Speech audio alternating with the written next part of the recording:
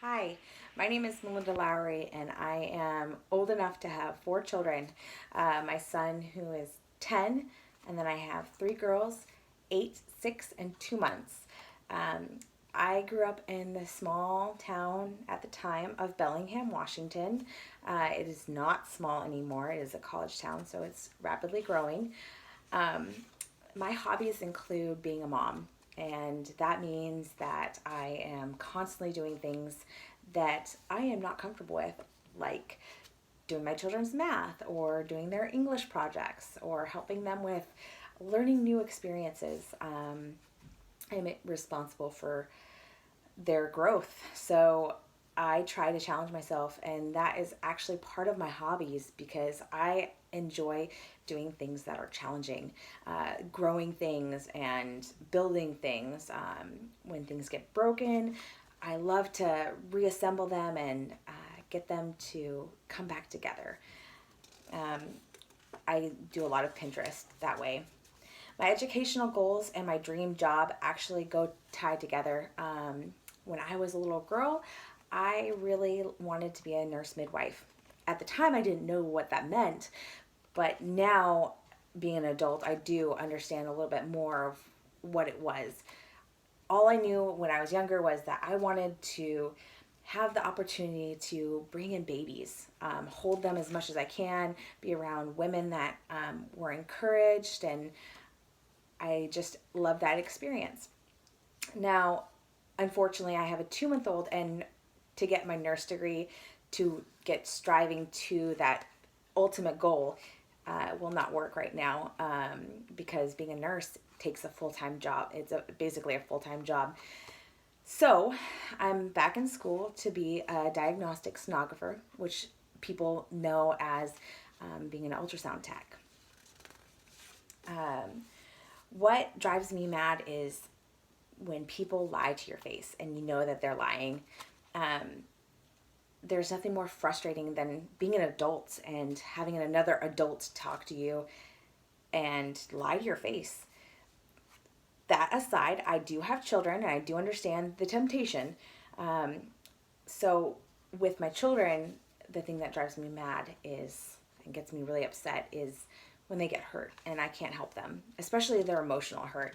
It's really frustrating to see children get upset. Now, if I could have an hour with anyone, it would probably be Mary, Jesus' mother. And this is why. She had the opportunity to raise a child of God. And then she also had an opportunity to have her own child. Now, when she first had her child, Jesus, she was not married and she had a lot of judgment with that. But she had the perfect son, literally the perfect son, because he was from God.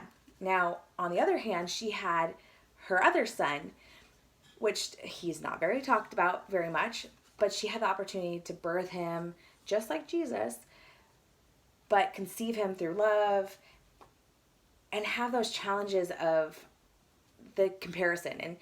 And she is not judging her one son to the other, which is really kind of encouraging because they always tell you not to tell your children that they are different from their other siblings and treat them as an individual.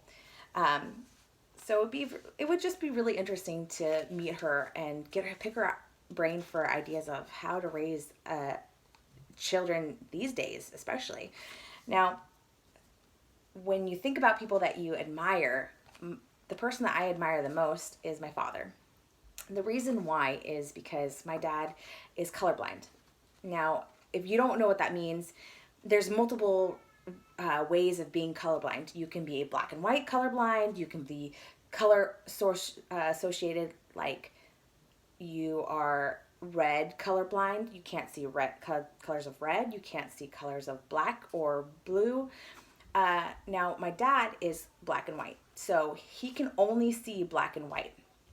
But this is challenging because he can't drive. He's technically legally blind, which I grew up not knowing that my dad was blind, which was crazy because, you know, he experienced all the same things but he never drove. And that confused me when I was growing up. I was like, Mom, why do you always do the driving? Why doesn't Dad ever do the driving?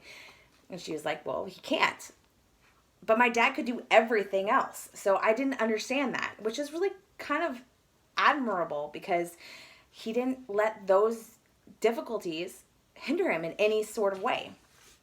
And that's why I admire my dad. And he has such a good positive attitude about it. He works construction and he works his butt off. And he is 60 years old and he doesn't let anything slow him down.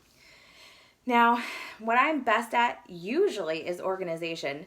Not so much as speeches go, but as like organization, as in cleaning supplies and getting thoughts down where you move things. I've moved in the last year about 4 times, so I'm pretty good at that.